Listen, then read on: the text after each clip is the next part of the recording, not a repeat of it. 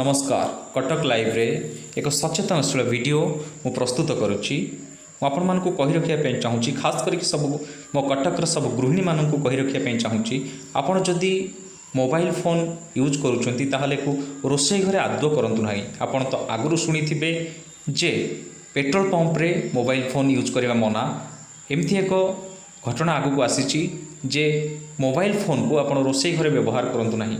आजिमला नामक जड़े महिला तांकर स्वामी जे कि जड़े बर्नर डॉक्टर से तांको जणाइले जे 6 जण रोगी तांको काजुआलिटी डिपार्टमेंट रे चिकित्सित हेउथिबा से देखिले जे माने कि रोषे घरे गैस इंडक्शन माइक्रोवेव ऑन थिला बेले फोन कॉल रिसीव करिसंती किंबा कॉल करिसंती जहा फल कि ब्रास्ट होई पड़ी जाइथिले से माने। तेणु समस्त को अनुरोध यही जे रोषे घरे किंबा पेट्रोल पंप रे थिला बेले कोनोसी फोन कॉल करंतु नाही किंबा रिसीव करंतु नाही। या बहुत क्षतिकारक 10 रु 12 फुट दूरत्व व्यवहार करंतु।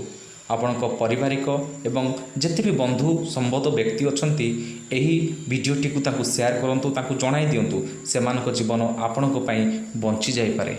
रहुची कटक प्रणाम एवं आम कटक लाइव को सब्सक्राइब करंतु।